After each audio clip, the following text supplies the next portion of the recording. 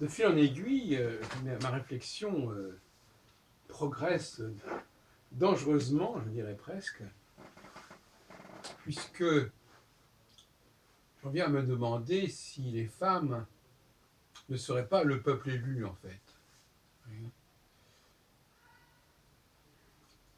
Ce qui n'est pas forcément un honneur. Élu par qui? Pourquoi faire?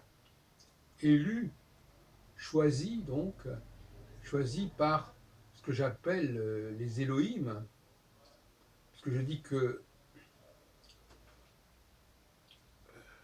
au premier chapitre de la Genèse, les Elohim ont créé Adam, mâle et femelle, à leur image.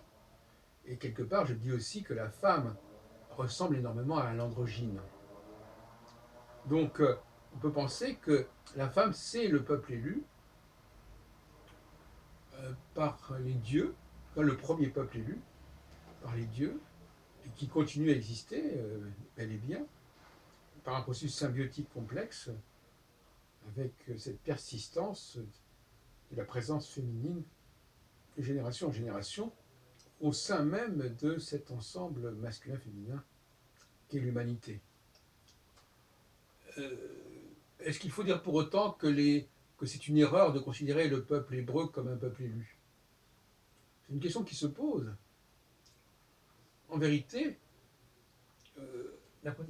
moi j'ai une conception assez matérialiste de la philosophie et de l'histoire. En réalité, il n'y a rien de très particulier chez les juifs, en fin de compte. Alors que les femmes, elles se distinguent clairement par leur dimension androgynale, justement. Elles continuent à ressembler, à part le problème du vagin qui se pose, mais d'une manière générale, elles sont structurées comme un androgyne. Et elles ont la mentalité d'un androgyne.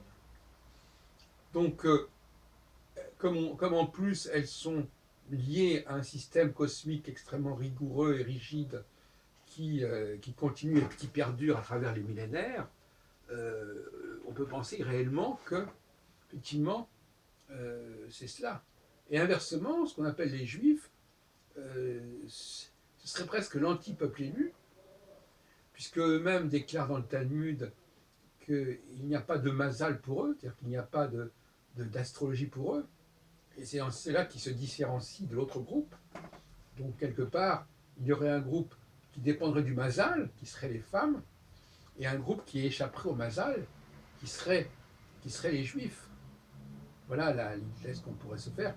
Donc, le peuple hébreu est par essence un peuple qui va à l'encontre du peuple féminin et qui correspondrait davantage au chapitre 2 de la Genèse, chapitre où on met fin, enfin on invente un nouvel Adam qui lui a besoin d'une femme pour exister, pour féconder, et se décharge sur elle, donc la servit quelque part. Voilà ce que je voulais vous dire très brièvement, à savoir qu'effectivement, il y a une dialectique entre le peuple hébreu et les femmes, au regard même de l'astrologie, puisque les femmes sont complètement dominées par l'astrologie et que les juifs, dans le Talmud, ne cessent de répéter, ils le répéteront d'ailleurs tout au long de leur histoire, Ein Mazal d'Israël, il n'y a pas de Mazal, il n'y a pas d'astrologie pour Israël.